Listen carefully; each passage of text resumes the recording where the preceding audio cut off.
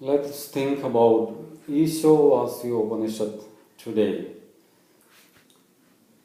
It starts with a Shanti mantra or Shanti param. It goes like this: Om Purnamadaha Purnamidam Purnamudachyate Purnasya Purnamadaya Purnamevavasishyate. Om Shanti Shanti Shanti. That is complete. This is complete. From that completeness comes this completeness. This is the famous Upanishad which forms the basis of the Indian Advaita philosophy or the Vedanta philosophy, the essence of which is non-dualism. God and the universe are one. Isavasyamidam sarvam. Isha, that very name reminds me of Jesus Christ. We believe that God is omnipresent, and this statement makes it very clear that God is the all-pervading super force. Upanishads are so deep, and there is no other book that helps us to contemplate on the deeper levels of our being. Maybe that is because of its nature that Schopenhauer, the greatest German thinker, he said about Upanishads like this: in the whole world, there is no study so beneficial and so elevating as that of the Upanishads. If it has been the solace of my life, it will be the solace of my death. So, one by one, when we study the Indian Upanishads, we come to the greatest reality that God is innate in us. Aham Brahmam Asmi, Aham Brahmasmi. That is the core philosophy underlying all the ancient Vedic writings of India. Isha is Jesus. Isa Nabi, so says the Quran. Isu, Jesus.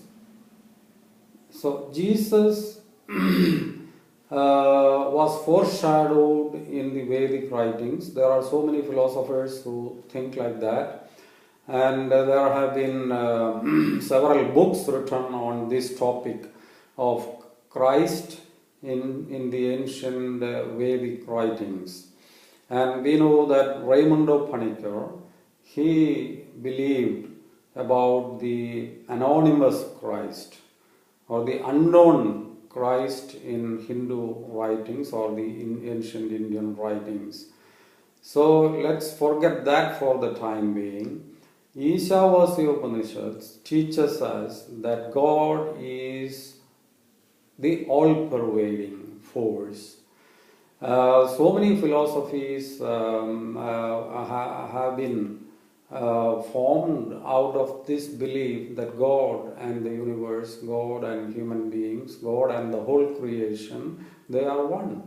We have mysticism, we have transcendentalism, we have pantheism, all kinds of philosophies, and so many great writers of the world have been drawn to this Indian thought, which which magnifies the human being, or which equates the human beings, and we become like God, or we are God.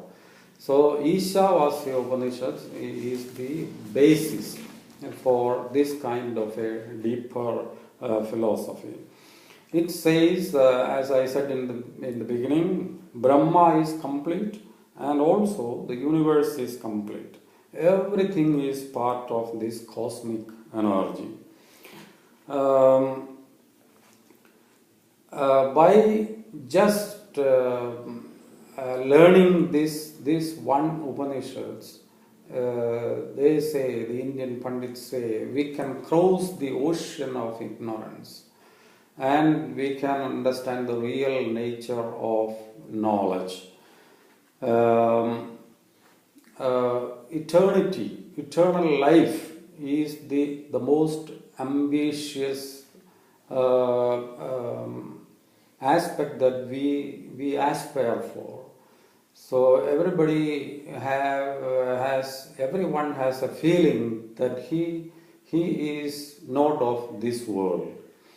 Socrates, when he speaks about the nature of soul, he says clearly that we always long for the other world.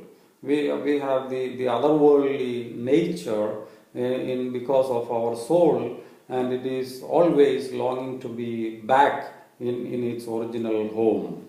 And also Socrates says that everything in this world is it's in a cycle, moving from one state to the other. Energy is never destroyed, but it is converted to so many other forms of energy. So if everything is cyclic, everything in the whole world is perennial, how can our soul be otherwise? So that is his reasoning, his rationale behind arguing that soul is eternal, soul is the permanent entity or the ultimate reality. So this is exactly what this Upanishad also teaches us. For anyone who wants to understand his or her life and mission in this world, he or she has to turn to the Isavasyopanishad for enlightenment. And this book exhorts us to aspire for a life, a long span of life, and it asks us to plan for a life which has a span of about at least 100 years, and you have to do your karma, and when you do your karma, you will be rewarded. So whereby we can attain amrutatva or eternal life. So anybody who is a student of the soul or a student of the afterlife, he has to start his journey here with Isavasyopanishad, which forms the basis of the ancient Indian philosophy of Advaita.